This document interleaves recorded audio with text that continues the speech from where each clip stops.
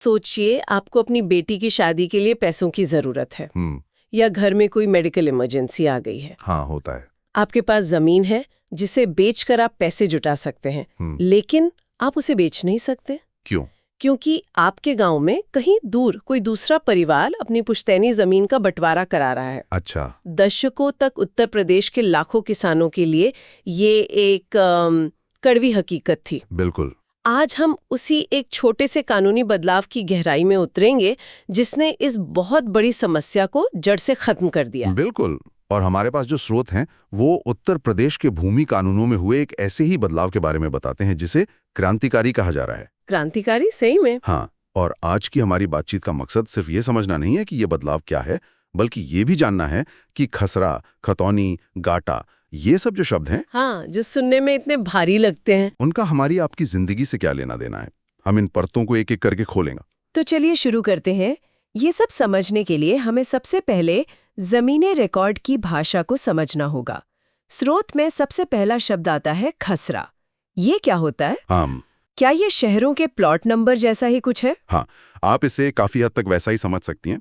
खसरा गांव की खेती वाली जमीन का एक यूनिक आइडेंटिफिकेशन नंबर है। Unique ID? हाँ, जैसे शहर के हर मकान का एक नंबर होता है, वैसे ही गांव के हर खेत का एक खसरा नंबर होता है। अच्छा। मालिक बदलते रहते हैं, आज जमीन किसी की है, कल कोई और खरीद लेगा, लेकिन वो जो जमीन का टुकड़ा है वो तो वहीं रहता है। वो वहीं रहता है और उसका खसरा नंबर भी वही रहता है। राजस्व की भाषा में इसी खसरा नंबर को गाटा संख्या भी कहते हैं। अच्छा, तो खसरा या गाटा नंबर एक तरह से जमीन का आधार कार्ड हो गया। बिल्कुल। ये कभी नहीं बदलता।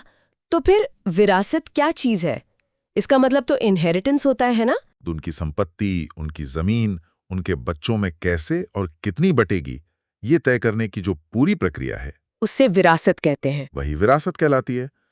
जब किसी जमीन के मालिक का देहांत हो जाता है तो उनके वारिसों के नाम उस जमीन को चढ़ाने का जो सरकारी काम होता है उसे विरासत दर्ज कराना कहते हैं। ठीक है, तो खसरा हुआ जमीन का नंबर और विरासत हुआ उसके बंटवारे की प्रक्रिया। लेकिन एक और शब्द है जो सबसे ज्यादा महत्वपूर्ण लगता है, खतौनी। हाँ, खतौनी। स्रोत बताता है कि बैंक से लोन लेने के लिए किसान को सबसे पहले यही दस्तावेज दिखाना पड़ता है। ये क्या है?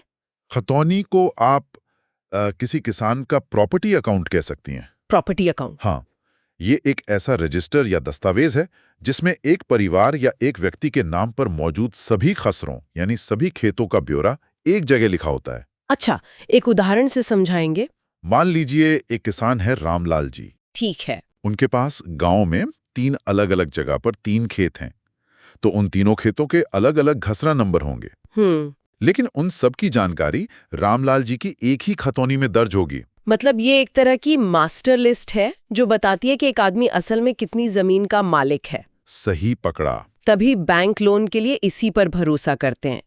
ये उसकी जमीन की मिल्कियत का सबसे पक्का सबूत होता है। बिल्कुल, इसी से किसान की साख तय होती है। लेकिन यहीं से असली समस्या की शुरुआत होती है। मतलब? ये सारे रिकॉर्ड कागजों पर थे और इन्हें अपडेट करने की प्रक्रिया बहुत पुरानी और बोझिल थी। यहाँ से बात वाकई दिलचस्प हो जाती है। जब ये सारे रिकॉर्ड मौजूद थे, खसरा, खतौनी, विरासत, तो ऐसी क्या गड़बड़ थी जिसे ठीक करने के लिए इतने बड़े बदलाव की जरूरत पड़ गई? समस्या कहाँ थी? समस्या थी अंश निर्धारण में। अंश निर्धारण? हाँ, यानी जमीन के हिस्सों को रिकॉर्ड में अपडेट करने की प्रक्रिया में पुरानी व्यवस्था में एक बहुत ही अजीब और कह सकते हैं बेतुका नियम था। क्या था वो? अगर किसी गांव में किसी एक परिवार की एक गाटा संख्या, मतलब सिर्फ एक खेत का भी विरासत का मामला चल रहा है, हाँ, तो राजस्व विभाग का जो कंप्यूटर सिस्टम था वो पूरे गांव की जमीनों के सारे रिकॉर्ड को लॉक कर देता था। एक मिनट, ये सुनने में यकीन नहीं हो रहा। क्या आप ये कह रहे हैं कि अगर मेरे गांव में कोई एक परिवार अपनी 1 बीघा जमीन का बंटवारा करवा रहा है, तो मैं, जिसका उस मामले से दूर दूर तक कोई लेना देना नहीं है, अपनी खुद की जमीन ना खरीद सकती हूँ ना बेच सकती हूँ? आप बिल्कुल सही समझ रही हैं। यही सबसे बड़ी और अव्यावहारिक परेशानी थी। अरे! इसे ग्रामवार लॉकिंग कहते थे। एक गाटे पे काम शुरू हुआ और पूरा का पूरा गांव लॉक हो गया। बाप रे! अब सोचिए उस किसान के बारे में जिसे अपनी बेटी की शादी करनी है या किसी को इलाज के लिए पैसों की तत्काल जरूरत है। वो अपनी ही जमीन का सौदा नहीं कर सकता क्योंकि सिस्टम उसे इजाजत ही नहीं देता। बिल्कुल। और ये लॉकिंग कितने समय तक चलती थी? कुछ घंटे, 1-2 दिन? घंटे नहीं, महीने। क्या महीने? इस प्रक्रिया में महीनों लग जाते थे। एक परिवार का अंश निर्धारण चल रहा है और बाकी पूरा गांव, जिसमें सैकड़ों हजारों लोग हो सकते हैं, वो महीनों तक अपनी जमीन का कोई लेन देन नहीं कर सकते। मतलब वो बिना किसी गलती के एक तरह से बंधक बन जाते थे। बंधक ही बन जाते थे। ये एक ऐसी ब्यूरोक्रेटिक नाइटमेयर थी जिसने लाखों लोगों को परेशान कर रखा था। पर ऐसा सिस्टम बनाया ही क्यों गया था?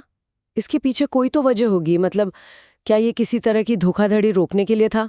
सवाल बहुत अच्छा है। दरअसल ये सिस्टम उस जमाने की देन है जब सब कुछ मैनुअल था और कंप्यूटर नए नए आए थे। अच्छा। तो अब डेटाबेस मैनेजमेंट उतना एडवांस नहीं था। तो सबसे सेफ तरीका यही माना गया कि जब एक रिकॉर्ड में बदलाव हो रहा हो तो किसी भी तरह की गड़बड़ी या डेटा करप्शन से बचने के लिए पूरे गांव के डेटाबेस को फ्रीज कर दो। हाँ, ये एक तरह का कच्चा पक्का सेफ्टी लॉक था जो टेक्नोलॉजी की सीमाओं की वजह से बनाया गया था। लेकिन वक्त के साथ टेक्नोलॉजी तो बदल गई पर ये नियम नहीं बदला और ये लोगों के लिए मुसीबत बन गया। तो अब योगी सरकार के नए फैसले ने इस मुसीबत को कैसे हल किया है? क्या बदलाव आया है? सबसे बड़ा और क्रांतिकारी बदलाव यही है, उन्होंने ग्रामवार लॉकिंग की व्यवस्था को खत्म करके गाटावार लॉकिंग की व्यवस्था लागू कर दी है। अच्छा, गाटावार लॉकिंग। तो इसका मतलब है कि अब पूरे गांव को लॉक करने के बजाय सिर्फ उस एक खेत यानी उस एक गाटा संख्या को लॉक किया जाएगा जिस पर काम चल रहा है। एकदम सही। अब सिर्फ उसी एक गाटे को लॉक किया जाएगा जिस पर अंश निर्धारण या कोई और काम हो रहा है। बाकी पूरा गांव, बाकी सारे खेत लेन देन के लिए पूरी तरह से खुले रहेंगे। ये तो बहुत बड़ी राहत है। किसी एक व्यक्ति के काम की वजह से अब सैकड़ों लोगों का काम नहीं रुकेगा। और इसमें एक और बड़ा सुधार है। वो क्या? ये जो लॉकिंग की अवधि है वो भी घटा दी गई है। अच्छा। कहां पहले महीनों तक पूरा गांव बंद रहता था और कहां अब सिर्फ उस एक गाटे को भी सिर्फ एक दिन के लिए लॉक किया जाएगा। सिर्फ एक दिन? हाँ, ताकि लेखपाल और दूसरे कर्मचारी रिकॉर्ड को ठीक से अपडेट कर सकें। तो महीनों की परेशानी अब सिर्फ एक दिन की प्रक्रिया में सिमट गई है और वो भी सिर्फ उस एक व्यक्ति के लिए जिसका काम हो रहा है। ये वाकई में लाखों किसानों के लिए जबरदस्त राहत है। बहुत बड़ी राहत। ये तो बहुत बड़ा सुधार है। लेकिन सुनने में जितना आसान लगता है, क्या इसे लागू करना भी उतना ही आसान था? मेरा मतलब है, उत्तर प्रदेश इतना बड़ा राज्य है, करोड़ों जमीन के टुकड़े होंगे। बिल्कुल, ये बहुत बड़ा काम था और अभी भी चल रहा है। स्रोत के आंकड़े बताते हैं कि उत्तर प्रदेश में कुल 7 करोड़ 62 लाख गांठें हैं। 7 करोड़ से ज्यादा? हाँ, इनमें से 6 करोड़ 56 लाख से ज्यादा का अंश निर्धारण मतलब हिस्सेदारी तय करने का काम हो चुका है। वाह! ये कोई छोटा मोटा काम नहीं है। इसके लिए जबरदस्त राजनीतिक इच्छा शक्ति और प्रशासनिक मुस्तैदी की जरूरत थी। सोचिए, पुराने फटे हुए हाथ से लिखे कागजों को पढ़ना, उन्हें डिजिटल फॉर्मेट में लाना, परिवारों के आपसी विवादों को सुलझाना। हाँ, ये एक बहुत बड़ी चुनौती थी। कई रिकॉर्ड तो दीमक खा गए थे, कई बाढ़ में बह गए थे। उन सबको दोबारा से बनाना पड़ा। अगर हम इसे बड़ी तस्वीर से देखें तो ये बदलाव सिर्फ एक नियम बदलने से कहीं ज्यादा है। ये जमीनी रिकॉर्ड के पूर्ण डिजिटलीकरण की तरफ एक बहुत बड़ा कदम लगता है। बिल्कुल। इस पूरी क्रांति का केंद्र है भूलेख पोर्टल। भूलेख पोर्टल ये उत्तर प्रदेश सरकार का एक ऑनलाइन प्लेटफॉर्म है जो अब इस पूरी व्यवस्था की रीढ़ है। अब कोई भी व्यक्ति दुनिया के किसी भी कोने से किसी भी गांव की किसी भी गाटा संख्या को इस पोर्टल पर डाल के उसकी पूरी जानकारी देख सकता है। पूरी जन्म कुंडली देख सकता है। जन्म कुंडली से आपका क्या मतलब है? क्या क्या जानकारी मिल जाती है इस पोर्टल पर? सब कुछ।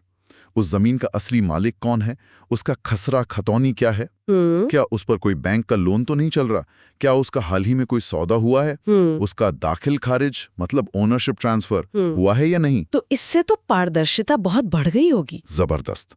अब जानकारी छुपाना या उसमें हेरफेर करना लगभग नामुमकिन हो गया है।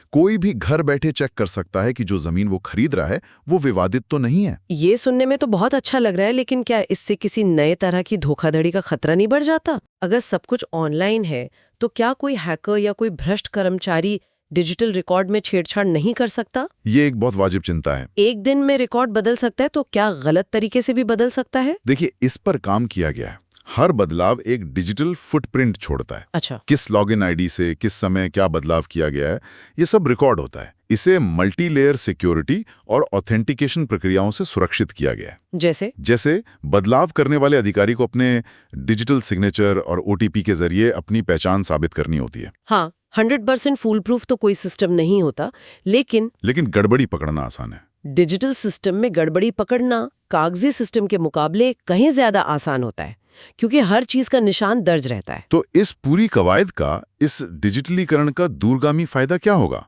अदालतों और प्रशासन पर इसका क्या असर पड़ेगा? इसका सबसे बड़ा फायदा ये होगा कि भविष्य में जमीन से जुड़े विवादों में भारी कमी आएगी। आज हमारी अदालतों में लाखों केस सिर्फ जमीनी विवादों के चल रहे हैं। दो भाइयों में लड़ाई, पट्टीदारों में झगड़े, जमीन पर अवैध कब्जे। ये तो आम बात है। जब हर किसी का हिस्सा साफ साफ ऑनलाइन दर्ज होगा तो इन लड़ाइयों की गुंजाइश ही बहुत कम हो जाएगी। इससे अदालतों का बोझ कम होगा, समाज में शांति बढ़ेगी। और जमीन को लेकर जो लड़ाई झगड़े कई बार हिंसक रूप ले लेते हैं, उनमें भी कमी आएगी। उम्मीद तो यही है। ये तो निजी जमीन की बात हुई, लेकिन गाँव में बहुत सारी जमीन ऐसी भी होती है जो किसी की नहीं होती, यानी सरकारी होती है। हाँ।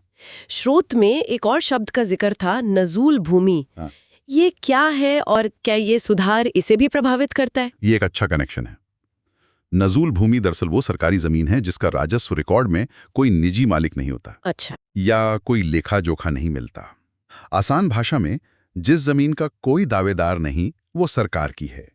सालों से सरकारें इस जमीन को अलग अलग कामों के लिए 30 साल या 99 साल के लिए पट्टे यानी लीज पर देती आई हैं। तो इस पर कोई नया नियम आया है?